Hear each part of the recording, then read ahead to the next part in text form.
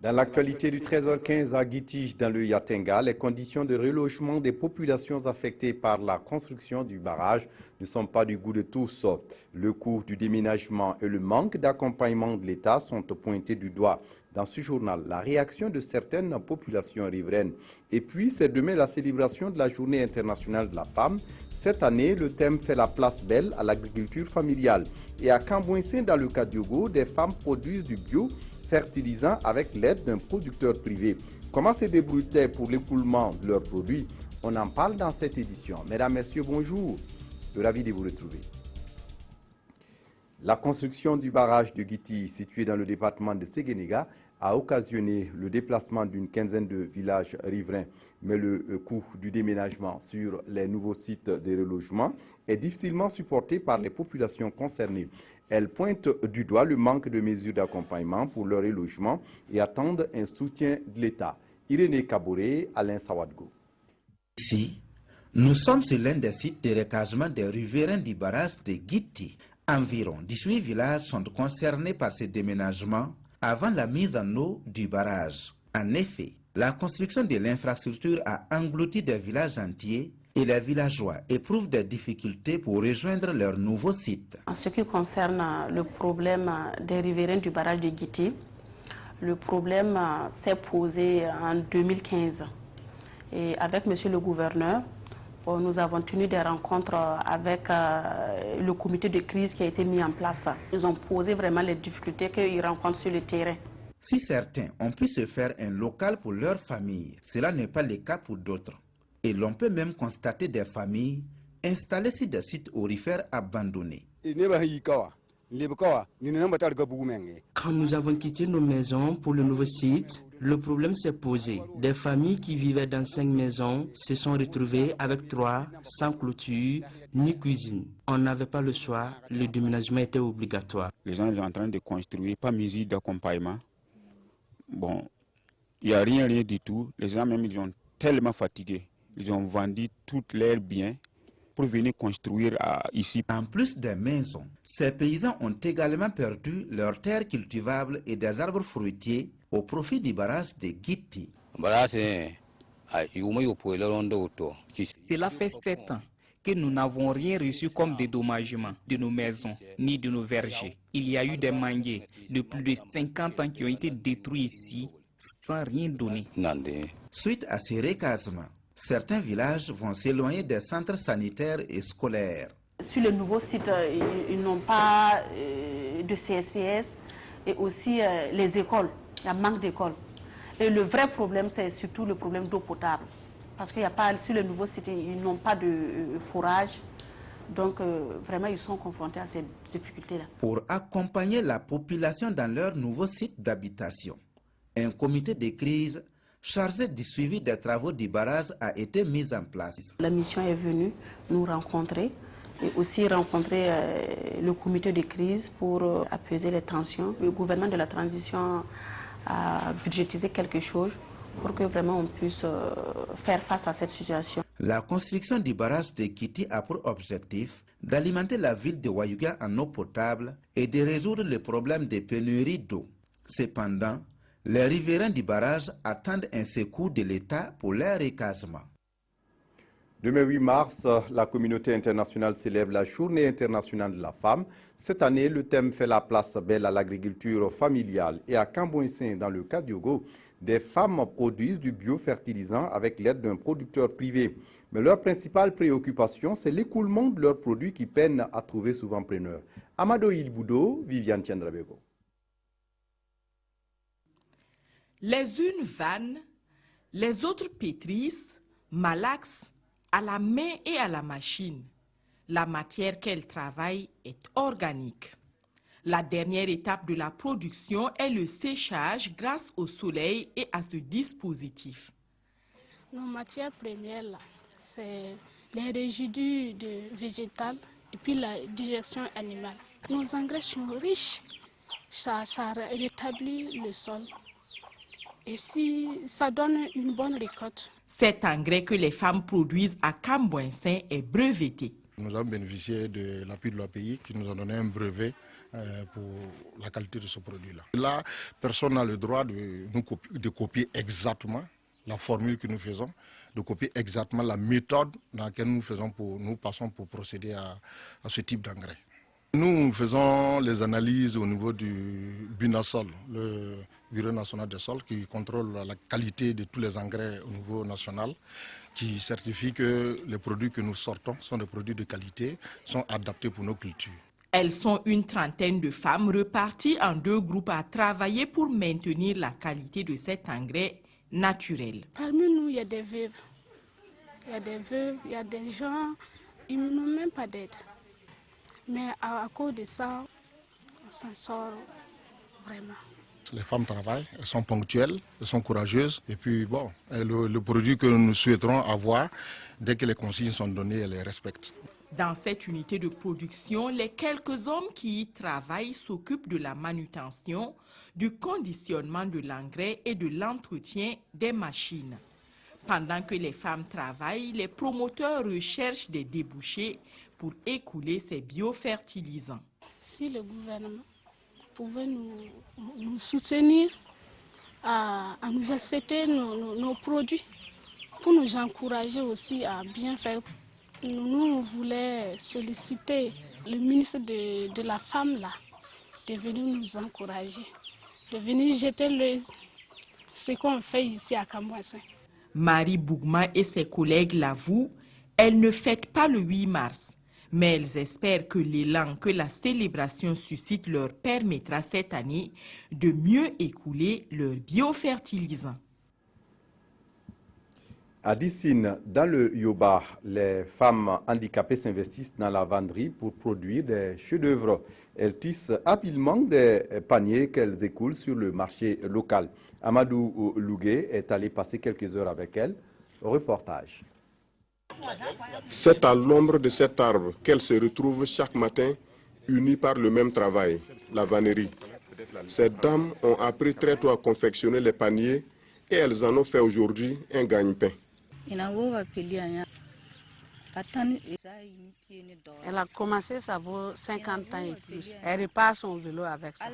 Elle paye la scolarité des enfants. C'est avec ça elle se nourrit. Si ces femmes ont décidé de se battre ensemble, c'est parce qu'elles partagent un dénominateur commun. Elles vivent toutes avec un handicap, mais tentent de s'adapter grâce à leur savoir-faire. Avant, elles avaient honte, elles pleuraient même. Bon, chacune se dit que c'est elle seule qui est handicapée. Mais quand elles se sont rendues compte qu'elle n'est pas la seule, elles se retrouvent en groupe comme ça, elles sont contentes. Se regrouper pour exercer le même métier est devenu pour ces femmes une source d'espoir. Ailleurs, beaucoup auraient opté pour la mendicité, mais ici la pratique est contraire à la culture d'Agara. La coutume n'aime pas que tu sors comme ça mendier. Au lieu de chercher quelque chose de toi-même, tu sors pour mendier. Quand tu te débrouilles, une personne vient trouver que celle-là, elle n'a pas les moyens et elle veut progresser, on peut t'aider. Pour ces femmes, le handicap n'est donc pas une fatalité. Chacune forge son destin dans la vannerie. Personne ici n'a connu les chemins de l'école. Avant, il n'y avait pas de vélo. Elle rampait à terre. Donc les parents ont trouvé que si vous la mettez à l'école, qu'est-ce qu'elle va foutre pour vous? Qui va l'amener à l'école et la ramener? Que c'est à cause de ça. Avant, elle ne partait pas. On ne les a pas inscrits à l'école. La vannerie à Dissine semble être l'occupation principale de toutes ces personnes vivant avec un handicap moteur. Et cette activité est rendue possible grâce à la détermination de la mission catholique de Dissine.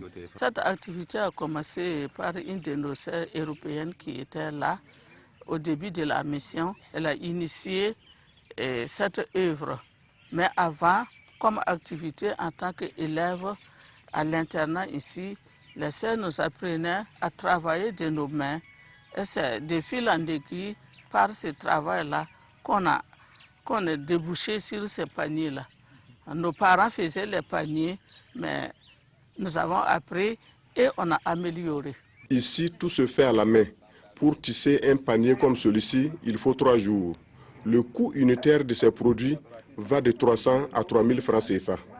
À Dissine, les femmes vivant avec un handicap moteur exercent toutes un métier et gagnent leur vie à la sueur de leur front. Cette mentalité a atteint également les villages environnants. Dans Sebla, 11 km de Dissine, Chantal Somda a perdu assez tôt l'usage de ses membres inférieurs. À 53 ans aujourd'hui, elle n'a connu que la vannerie comme source de revenus. La vannerie m'aide à acheter du savon, du bois de chauffe et bien d'autres choses. Dans le village voisin, Justine Dabiré arrive aujourd'hui grâce à la vannerie à prendre soin de son enfant. Et mieux, c'est elle qui scolarise les 2 enfants de son défunt frère. Ces enfants ont perdu leur père et leur mère s'est remariée, donc c'est moi qui les prends en charge. Dans cette partie de Burkina Faso, la poliomyélite a eu raison de la plupart de ces personnes vivant avec un handicap. Aujourd'hui, les campagnes de vaccination à répétition comme ici veulent donner une chance à ces enfants pour qu'ils ne subissent pas le même sort que leur maman. Les services de l'action sociale de Dissine enregistrent plus de 120 personnes vivant ici avec un handicap moteur, dont la plupart vivent des vanneries. Mais aujourd'hui, la menace est réelle. La matière première qui est la paille se raréfie. Les feux de brousse ravagent tout sur leur passage.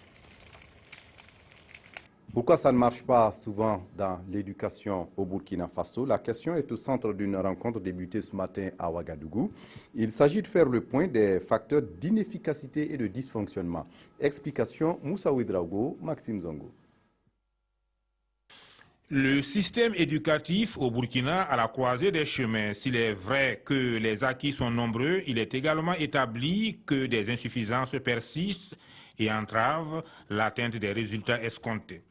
Afin d'envisager des solutions appropriées, un rapport d'état du système éducatif a été commandité et c'est le résultat de ces travaux qui est en discussion depuis ce matin à Ouagadougou.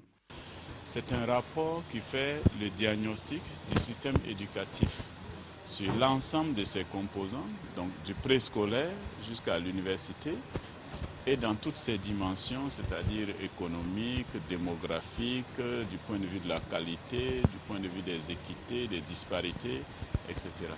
Au nombre des défis, le dysfonctionnement, mais aussi les inégalités de plus en plus croissantes. Là où les défis restent très importants, c'est d'abord les défis d'équité. Les enfants des plus riches accèdent 3 fois plus à nos systèmes éducatifs que les enfants les plus pauvres. Et les enfants des plus pauvres, après le primaire, ils sont presque absents dans les autres niveaux d'enseignement. Cette réorientation, selon le ministre en charge de l'éducation, pourrait être en phase avec la politique éducative des nouvelles autorités, égalité de chances pour tous. Sont conviés à la réflexion des experts du domaine, mais aussi des partenaires techniques et financiers. Si le système éducatif est au bémol en matière d'efficacité, les élèves, par contre, ne manquent pas de créativité. À l'occasion de la 15e édition du concours artistique du primaire de Ouagadougou, CAPO, une quinzaine d'écoles primaires ont montré ce qu'elles ont de talentueux artistes dans cette discipline, comme le ballet, le théâtre, le récital et la musique. C'est l'ATB, l'atelier théâtre burkinabé, qui est porteur du projet. Ibrahim Sombier, Omar Zombré. Bienvenue au CAPO. Et c'est parti pour la 15e édition du concours artistique du primaire de Ouagadougou, CAPO. L'école Les Grâces est la première à annoncer les couleurs dans la catégorie théâtre. Le thème développé ici est celui de la maltraitance des enfants orphelins.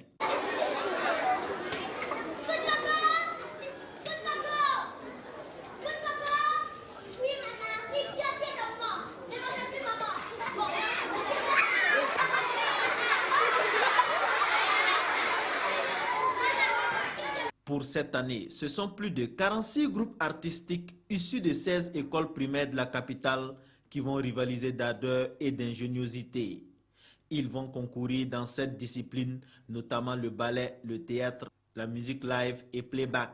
Le résultat que nous attendons à la fin, c'est que les enfants puissent bénéficier de beaucoup de connaissances, puissent entendre les autres leurs collègues aussi, c'est-à-dire s'exercer dans ce domaine artistique. En attendant que cette 15e édition lève le voile sur l'identité des plus méritants, les enfants continueront à être bercés dans cette ambiance jusqu'à la finale. Une finale qui se tiendra le vendredi prochain à l'ATB, l'Atelier Théâtre Burkinabé. À l'étranger, hier, c'était jour d'élection au Bénin. Sans le président sortant Yahi Boni, une trentaine de candidats se présentaient à ce scrutin. Une équipe de la RTB est sur place depuis près d'une semaine. Pascal Canet est en ligne. Bonjour Pascal, et comment se déroulent les opérations de dépouillement en ce moment même? Bonjour Kindo.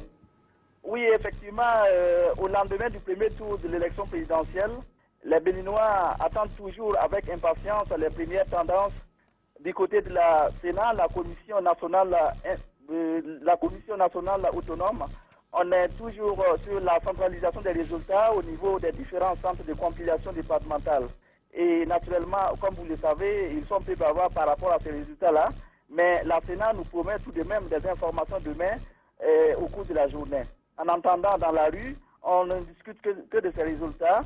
Les conducteurs de Djemiljan ont pris d'assaut ce matin les kiosques journaux et les débats sont très roulés sur la question du second tour ou pas, ou si vous voulez, la question du chaos ou pas. Néanmoins, Kindo, les Béninois se félicitent tout de même du bon déroulement des votes hier. Et quand on sait qu'il y a eu beaucoup de cafouillage sur les cartes d'électeurs, et pendant la campagne, il y a eu beaucoup de dérapages verbal qui ont créé des tensions. Finalement, tout s'est bien passé et aucun incident majeur n'a été signalé. Et disons-le, tout le monde est content, du moins pour le moment. Merci à vous. On vous retrouvera dans nos prochaines éditions pour d'autres informations sur ces élections au Bénin. Merci à Pascal Canet et à Adama Guiti sur place à Cotonou pour suivre ces élections pour nous. À l'étranger, le milliardaire iranien Babak Zanzani, condamné à mort pour corruption. La justice iranienne a condamné à mort pour corruption le milliardaire Babak Zanzani. Il était accusé d'avoir détourné 2,8 milliards de dollars lors de transactions pétrolières non officielles contournant les sanctions internationales imposées à l'Iran. Un milliardaire condamné à mort pour corruption en Iran, Babak Zanjani était accusé d'avoir détourné 2,8 milliards de dollars dans le cadre de transactions pétrolières officieuses qui contournaient les sanctions internationales imposées à Téhéran. Il avait été arrêté en décembre 2013 après l'arrivée au pouvoir du président modéré Hassan Rouhani, qui avait demandé à son gouvernement fraîchement nommé de lutter contre la corruption dans le pays. Au cours de son procès qui a duré plusieurs mois, Babak Zanjani a indiqué que l'ancien ministre du pétrole, sous la présidence de Mahmoud Ahmadinejad, avait réclamé son aide pour rapatrier l'argent du pétrole vendu à l'étranger. Des opérations financières difficiles avant la levée des sanctions économiques. Le tribunal a ordonné à l'homme d'affaires de rembourser les sommes perçues au groupe national pétrolier. 2 autres personnes impliquées dans cette affaire ont également écopé de la peine capitale. Le magnat iranien peut encore faire appel du verdict. Et puis la Corée du Nord menace son voisin du Sud d'une attaque nucléaire. Pyongyang menace de procéder à des frappes nucléaires en réaction à l'ouverture de la traditionnelle période d'exercice militaire commun entre Séoul et les États-Unis. De lourdes sanctions viennent pourtant de lui être imposées par l'ONU après que ces derniers essaient nucléaires et balistiques. Regardez. Ce sont les plus importantes manœuvres conjointes jamais organisées sur la péninsule coréenne entre Américains et Sud-Coréens. Les 2 alliés s'entraînent militairement tous les ans, mais pour cette session qui se déroule jusqu'au 30 avril, 17 000 soldats américains sont mobilisés. Une ampleur inédite qui s'explique par l'attitude particulièrement belliqueuse de la Corée du Nord ces derniers mois. La Corée du Nord doit cesser immédiatement ce comportement qui mène à l'autodestruction. Si la Corée du Nord ignore nos avertissements et poursuit ses provocations, notre armée y répondra fermement et sans pitié.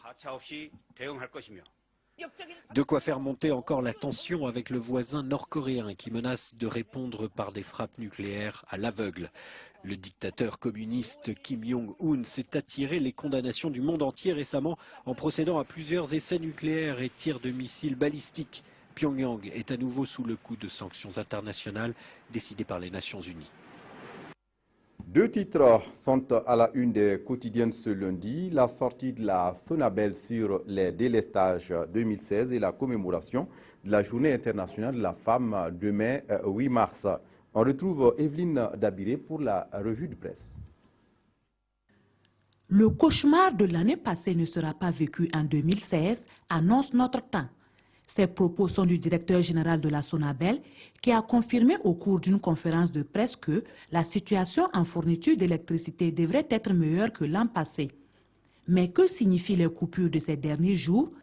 À cette interrogation, la Sonabel a laissé entendre dans les colonnes du journal Le Quotidien ceci.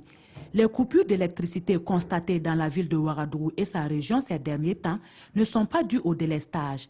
Et cette structure poursuit. Les gens pensent que c'est le début des délestages, mais il ne s'agit que des perturbations constatées sur les installations programmées ce mois. Mais les délestages et coupures seront maîtrisés en 2016, confie le directeur de cette structure à Aujourd'hui au Faso. À ce propos, des mesures sont prises qui sont entre autres la remise en l'état des équipements de production, de transport et de distribution et enfin la location de groupes thermiques qui seront disponibles courant avril 2016 pour pallier le déficit de la pointe 2016, écrit Le Pays. Autre actualité, la commémoration du 8 mars. Sidoa annonce que la foire du 8 mars a ouvert ses portes le samedi 5 mars 2016 au siège du FESPACO et devrait se poursuivre jusqu'au 8 mars. Ce quotidien revient sur les vœux des femmes et affirme qu'il faut traduire le thème de l'édition 2016 de la Journée internationale de la femme en réalité. Et pour le quotidien d'État, pourvu que la guerre des pagnes ne prenne pas le dessus sur le sens et l'essence de cette célébration, des pagnes imprimés dont le logo et le thème diffèrent de ceux du pagne national, informe l'observateur Palga, qui interroge alors quel pagne faut-il nouer au juste? Voilà, c'est tout pour ce journal. Merci de votre attention. Très bonne suite de programmes sur la RTV. Au revoir.